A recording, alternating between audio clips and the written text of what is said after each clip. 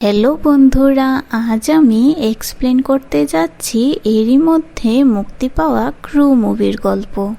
মুভিতে করিনা কাপুর, তাবু এবং কৃতি সানন লিড রোলে আছেন। আশা করি মুভির গল্পটা আপনাদের পছন্দ হবে। চলুন তাহলে মুভির গল্প শুরু করা যাক। মুভির শুরুতেই আমরা দেখতে পাই কোহিনুর এয়ারলাইন্স, এমন এয়ারলাইন্স সেখানের এয়ার হোস্টেসদের 6 মাস থেকে স্যালারি দেওয়া হচ্ছিল না। 8 জনের তো পিএফও আটকে ছিল। তো এয়ারলাইন্সের মালিক বিজয় ওয়ালিয়া বলে সেই প্রবলেমটাকে তাড়াতাড়ি মিটিয়ে নেবে, এটা একটা ছোট প্রবলেম। কিন্তু 6 মাসের স্যালারি না পাওয়াতে সবার লাইফে আলাদা আলাদা প্রবলেমস শুরু হয়েছিল। অনেক মানুষের ঘরও ঠিকঠাক মতো চলছিল না। তারপরের সিনে আমরা দিভিয়ার ব্যাপারে জানতে পারি। দিভিয়ার জন্ম হরিয়ানায় হয়েছিল। সে পড়াশোনায় অনেক ভালো ছিল। দিভিয়া ক্লাসে টপার ছিল।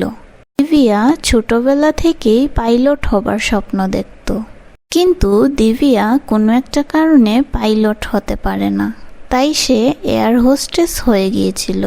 কিন্তু সে যে পাইলট হতে পারেনি এই কথাটা তার বাড়ির লোক জানতো না। দিভিয়া ঘর থেকে পাইলটের ড্রেস পরে বেরোতো। এয়ারপোর্ট পৌঁছতে পৌঁছতে এয়ার হোস্টেসের কাপড় পরে রেডি হয়ে এয়ারপোর্টে যেত। এটা একটা অনেক বড় মিথ্যা ছিল, যা দিভিয়া তার বাড়ির লোকেদের কাছে লুকিয়েছিল। তারপর আমাদের জেসমিনের কাহিনী দেখানো হয়। জেসমিন ছোটবেলা থেকেই বড়লোক হবার স্বপ্ন দেখত। জেসমিন যখন ছোট ছিল তখনই তার মা বাবার ডিভোর্স হয়ে যায়। তারপর জেসমিন তার দাদুর বাড়িতেই থাকত। জেসমিন বড় হয়ে একটা বিজনেস চালু করেছিল। সেই বিজনেস না চলার কারণে সে এয়ার হোস্টেস হয়ে যায়। কিন্তু 6 মাস যাবৎ বেতন না পাওয়ার কারণে সেও অনেক প্রবলেমে ছিল। জেসমিন নিজের ঘরের রেন্টও দিতে পারছিল না। তারপর আমরা গীতার ব্যাপারে জানতে পারি। গীতা একমাত্র এমন এয়ার হোস্টেস ছিল যার পিএফ আটকে রয়েছে। পিএফটা পেলে তার সব প্রবলেম সলভ হয়ে যেত। গীতা তার স্বামীর সাথে থাকত। গীতার স্বামী হলো কপিল শর্মা। কপিল শর্মা কিছুই করত না। তারপর আমরা জানতে পারি তারা প্রথমে অনেক ধনী ছিল। পরে ভাইদের মধ্যে বাঁটোয়ারা হয়, কিন্তু কপিলের ভাগে কিছুই আসে না। গীতার ইচ্ছে ছিল যখন তার পিএফ ক্লিয়ার হয়ে যাবে তখন সে গোয়াতে একটা রেস্টুরেন্ট খুলবে। আমরা জানতে পারি তারা 3 জনেরই অনেক প্রবলেম ছিল লাইফে, কিন্তু তারপরেও এদের কাজ করতে হচ্ছিল। এটা তাদের একটা মজবুরি ছিল। তারা জব ছেড়ে দেয় তাহলে 6 মাসের বেতন যা আটকে রয়েছে তারা তা পাবে না, এই জন্য তাদের কাজ করতে হতো। পরের সিনে আমাদের এদের ক্রুয়ের এক মেম্বারকে দেখানো হয় যার নাম ছিল রাজবংশী। একদিন হঠাৎ রাজবংশী প্লেনের মধ্যেই মারা যায়। দেখে তারা 3 জনই শকড হয়ে যায়। তারা ভাবছিল রাজবংশী প্রায় সময় অসুস্থ থাকে, তার জন্য হয়তো এনার কিছু হয়েছে। তারা ওনাকে জাগানোর জন্য অনেক চেষ্টা করে, কিন্তু যখন তারা ওনার শার্টের বোতাম খোলে তখন তারা অনেক স্বর্ণের বিস্কুট দেখতে পায়। এখানে আমরা বুঝতে পারি রাজবংশী স্বর্ণের স্মাগলিং করছিলেন, তাও এমন একটা ফ্লাইটে যেখানে উনি সব সময় অসুস্থ থাকতেন। তারপর জেসমিন গীতা আর দিভিয়াকে বলে আমাদের স্বর্ণের বিস্কুটগুলো রেখে দেওয়া দরকার। তো দিভিয়া না বলে দেয়। দিভিয়া বলে আমরা এই স্বর্ণগুলো রাখতে পারবো না। জেসমিন বলে আমরা যদি স্বর্ণগুলো রেখে দিই তাহলে আমাদের সব প্রবলেম সলভ হয়ে যাবে। কিন্তু দিভিয়া বলে যদি আমরা ধরা পড়ি তাহলে স্যালারিও পাবো না আর জেলও হবে। তারা সকল স্বর্ণ কাস্টম অফিসারদের দিয়ে দেয়। তারপর আমরা এয়ারপোর্টে জয়বীর নামের কাস্টম অফিসারকে দেখতে পাই। জয়বীরকে দিভিয়া অনেক ভালো করে চিনে। আসলে জয়বীর আর দিভিয়ার একটা সম্পর্ক ছিল। এর পরিচিতি হয়েছিল হরিয়ানার একটা বাস্কেটবল টুর্নামেন্টে। তারা ওই টুর্নামেন্টের একটা রুমে ইন্টিমেটও হয়েছিল, কিন্তু তাদের রিলেশনশিপ বেশি দিন টিকেনি। তারপর আমরা কোহিনূর এয়ারলাইন্সের ব্যাপারে আরও জানতে পারি। আর পরের সিনে আমরা দেখতে পাই কোহিনূর এয়ারলাইন্স ব্যাংক্রাফট হয়ে গেছে। গুজব কনফার্ম করবার জন্য গীতা মিত্তল সাহেবের কাছে যায়। মিত্তল সাহেব কোহিনূর এয়ারলাইনের HR ছিল। মিত্তল এখানে গীতাকে কিছু বলে না, তো গীতা যখন মিত্তলকে ভালো করে জিজ্ঞাসা করে তখন মিত্তল বলে, হ্যাঁ, কোহিনূর এয়ারলাইন্স ব্যাংক্রাফট হয়ে গেছে। সব শুনবার পর গীতা খুব ভালো করে বুঝে গেছে যে তার PF শেয়ার পাবে না। সব কথা গীতা জেসমিন আর দিব্যাকেও বলে। দিব্যা বলে ওদের মনে হয় জব ছাড়তে হবে, কিন্তু তা এত সহজ ছিল না। এর এখনো একটা আশা ছিল কোনো না কোনো জায়গা থেকে ফান্ড আসবে আর তারা তাদের স্যালারি পাবে। তো জেসমিনের মাথায় অন্য একটা প্ল্যান চলছিল। মিনের কাছে রাজবংশীর মোবাইল ফোন ছিল। মিন জেনে গিয়েছিল যে স্বর্ণ কে স্মাগলিং করাতো। আমরা এখানে জানতে পারি মিত্তল সাহেবই ছিল যে স্বর্ণের বিস্কুটগুলোকে স্মাগলিং করাতো রাজবংশীকে দিয়ে। তারপর তারা মিত্তল সাহেবের কাছে যায়। তারা মিত্তল সাহেবকে জিজ্ঞাসা করে আর মিত্তলও তাদেরকে সব সত্যি বলে দেয়। বলে, আমি স্বর্ণ স্মাগলিং করাতাম রাজবংশীকে দিয়ে। একটা জিনিস তো বুঝে গিয়েছিল যে তারা তাদের স্যালারি তো পাবে না, তো তারাও স্বর্ণ স্মাগল করতে চায়। এখানে মিত্তল সাহেবের ইচ্ছা না থাকা সত্ত্বেও মিত্তল সাহেব তাদের কথায় রাজি হয়ে যায়। পরের দিন তাদের মিত্তল সাহেবের আড্ডায় আসতে বলে। মিত্তল সাহেব তাদের সব বুঝিয়ে দিচ্ছিল কি করে স্বর্ণ স্মাগল করতে হবে। মিত্তল সাহেব তাদের বুঝিয়ে দেয় প্রবলেম শুধু ইন্ডিয়াতে হবে, বাইরে কিছু হবে না। বাইরে ওনার অনেক সেটিং আছে, কিন্তু প্রবলেম হলো কি করে এই স্বর্ণগুলোকে বাইরে নিয়ে যাবে। এখন চেকিং অনেক ভালো করে করা হচ্ছে। তখন থেকে রাজবংশীর কেসটা সামনে আসে, তখন থেকে চেকিং হাই অ্যালার্টে পৌঁছে যায়।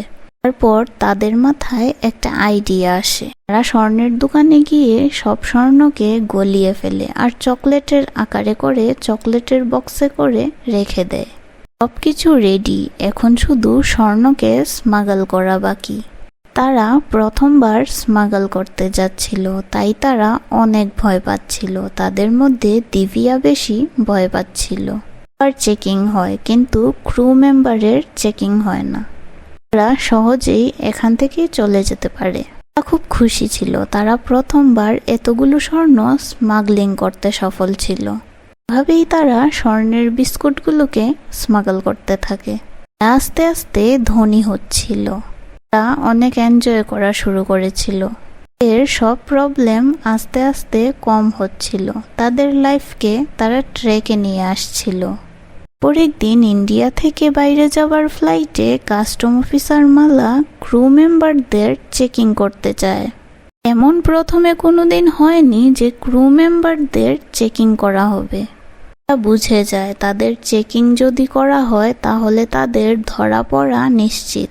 তখনই দিব্যা জয়বীরকে দেখতে পায়। জয়বীর এসে তাদের চেকিং আটকে দেয়। দিব্যার সাথে কথা বলে আর তার নাম্বারও নেয়। সব দেখে গীতা ও জেসমিন খুব খুশি ছিল জয়বীরের জন্য। আজকে তারা ধরা পড়তে পড়তে বেঁচেছে। তাই তারা আজ রাতে জয়বীরের সাথে দিব্যাকে ডিনার ডেটে পাঠাতে চায়। তারপর আমরা দেখি দিব্যা জয়বীরের সাথে দেখা করতে যায়। আমরা বুঝতে পারি জয়বীর আসলে দিব্যাকে অনেক পছন্দ করে। পরের সিনে আমরা দেখতে পাই কিছুদিন পর জেসমিনের বার্থডে ছিল। রাতে পার্টি করতে যায় আর অনেক পয়সা খরচ করে। তখন তারা পার্টি করে বাইরে আসে। তাদের ক্রু মেম্বার কোমল তাদের দেখে ফেলে। কোমল ভাবে তারা কি করে এত অ্যাশ করছে, এর কাছে তো পয়সা নেই, স্যালারিও পাচ্ছি না, তো ওরা কি করে এত পার্টি করছে। তারপর আমরা দেখতে পাই জয়বীরকে একটা টেপ দেখানো হয়। জয়বীর জানতে পারে আজ রাতে কোহিনূর এয়ারলাইন থেকে স্বর্ণ স্মাগল হবে। জানার পর মালা এয়ারলাইন্সে যায় এবং তল্লাশি শুরু করে। আর প্রথমে এদের 3 জনকে ধরে নিয়ে আসে, কারণ মালার এই 3 জনের উপরই সন্দেহ হয়। খবরিও এই তিনজনের নামই বলেছিল। তারপর মালা এদের তিনজনের চেকিং করে আর চকলেটগুলোও চেক করে। পর মালা যখন চকলেটকে মুখে নিয়ে খায় তখন আমরা দেখতে পাই এটা সত্যিই চকলেট ছিল। বুঝতে পারি এরা তিনজন স্বর্ণ কোনো জায়গায় লুকিয়ে দিয়েছে। ভাবে কোমলই হবে যে অফিসারকে তাদের কথা বলে। তারা এই ট্যাপের কথা আগে থেকেই জেনে গিয়েছিল। এই জন্য তারা স্বর্ণগুলোকে এয়ারলাইন্সের উপরের দিকে লুকিয়ে রেখেছিল। তারা এখন সবার নজরে এসে গিয়েছে, সবার সন্দেহ এদের উপরই। জন্য তাদের আর এয়ারলাইন্সে পাঠানো হয় না। যখন এয়ারলাইন্সে চেকিং করা হয় তখন তারা এয়ারলাইন্সের উপরে স্বর্ণ খুঁজে পায়। কাস্টম অফিসার বুঝে যায় এই তিনজনই স্বর্ণ লুকিয়েছে। তাদের কাছে কোনো প্রমাণ ছিল না, তাই তারা এই তিনজনকে গ্রেপ্তার করতে পারে না। জয়বীরের এখানে মন ভেঙে যায়। সে ভাবতে পারেনি দিব্যা এমন করবে। এই খবরটা পুরো দেশে ছড়িয়ে পড়েছে, কিন্তু এই তিনজনের নাম সামনে আসে না। কিন্তু তারা বুঝে গিয়েছিল যে তারা ধরা পড়ে গেছে। তারপর কিছুদিন পর একটা নিউজ আসে, বিজয় ওয়ালিয়া দেশ থেকে পালিয়ে যায়। কোহিনুর এয়ারলাইন্স বিজয় ওয়ালিয়ার ছিল, তো এখন কোহিনুর এয়ারলাইন্সকে বন্ধ করে দেওয়া হয়। দুদিন আগে খবর এসেছিল কোহিনুর এয়ারলাইন্স ব্যাংক্রাফট হয়ে গিয়েছে।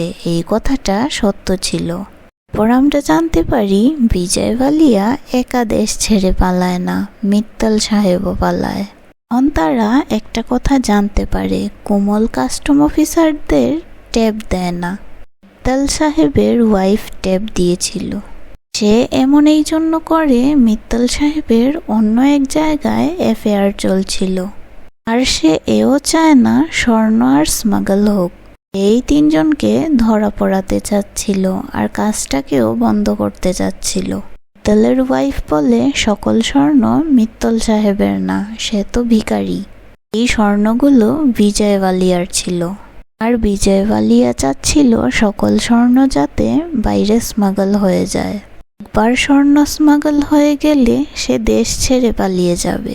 সব কথা শুনবার পর তারা ডিসাইড করে তারা স্বর্ণ দেশে ফেরত নিয়ে আসবেই। তারা যখন বিজয় ওয়ালিয়ার বাড়ি যায় তখন তারা দেখে সে তো অনেক বড় লোক। তারা বিজয় ওয়ালিয়ার সাথে টক্কর দিতে পারবে না। তারপর তারা মিত্তল সাহেবের কাছে যায়। মিত্তল সাহেবের কাছ থেকে বিজয় ওয়ালিয়ার ব্যাপারে সবকিছু জেনে নেয়। তারা জানতে পারে কাল বিজয় ওয়ালিয়ার মেয়ের বিয়ে, আর অনেক বড় ফাংশন আছে। তারা তখন মিত্তল সাহেবকে তাদের প্ল্যান বলে। একদিকে বিজয় ওয়ালিয়ার মেয়ের বিয়ে হবে, আরেকদিকে তারা সকল স্বর্ণ চুরি করে নেবে। সবকিছু তারা প্ল্যানের সাথেই করছিল। একদিকে বিজয় ওয়ালিয়ার মেয়ের বিয়ে হচ্ছিল, আর অন্যদিকে তারা মেইড হয়ে রুমে ঢুকে যায়। সুটকেসও তারা পেয়ে যায়। তো সুটকেস যখন খুলে তখন দেখি সুটকেস খালি ছিল। তখন তারা বুঝতে পারে তাদের এই প্ল্যানিংটা ওয়েস্ট হয়ে গিয়েছে। তারপর তারা জানতে পারে বিজয় ওয়ালিয়া তার পরিবারের সাথে একটা আইল্যান্ডে যাবে। তখন তারা আরেকটা প্ল্যান বানায়। তারা তাদের আসল পরিচয়পত্র বদলে এয়ার হোস্টেস হয়ে যেই প্লেনে তারা যাবে ওই প্লেনের যতজন ক্রু মেম্বার ছিল তাদের পরিচয়পত্র তারা চেঞ্জ করে দেয়। বিজয় ওয়ালিয়ার পুরো ফ্যামিলি এই প্লেনে ছিল। তার জেসমিন এয়ার হোস্টেস হয়ে তাদের সেবায় লেগে যায়। পর তারা ওদের গ্লাসে বেহুশির ওষুধ মিশিয়ে দেয়। প্লেনের সবাই বেহুশ হয়ে যায়। তারা সকল স্বর্ণ পেয়ে যায়। বিজয় ওয়ালিয়ার মেয়ে কিছু না খাওয়ার কারণে সে বেহুশ হয় না, সে সব কিছু দেখে ফেলে। তখন তারা ওয়ালিয়ার মেয়ের সাথে ফাইট করে তাকে রুমে বন্ধ করে দেয়। তারপর আমরা দেখি দিব্যা পাইলট হয়ে প্লেন উড়াচ্ছিল, কিন্তু দিব্যা ভয় পাচ্ছিল, তাই সে বাইরে এসে বলে আমি এই প্লেন উড়াতে পারবো না। তখন গীতা দিব্যাকে একটা চড় মারে আর বলে এই প্লেন তোকে চালাতেই হবে। তারপর দিব্যা প্লেনকে টেক অফ করবার চেষ্টা করে। তারপর আমরা দেখি দিব্যা প্লেন টেক অফ করে ফেলেছে। তারা সকল স্বর্ণ নিয়ে পালিয়ে যায়। এই সব কিছুতে জয়বীর দিব্যার সঙ্গে ছিল। দিব্যা জয়বীরকে সব সত্যি বলে দিয়েছিল, তাই সে তাদের হেল্প করবার জন্য রাজি হয়েছিল, শুধু তার ভালোবাসার জন্য। এই দৃশ্যেই মুভির গল্প শেষ হয়ে যায়। তো বন্ধুরা, আমার ভিডিও যদি আপনাদের ভালো লাগে তাহলে একটা লাইক করে দিবেন আর চ্যানেলটিকে সাবস্ক্রাইব করে দিবেন।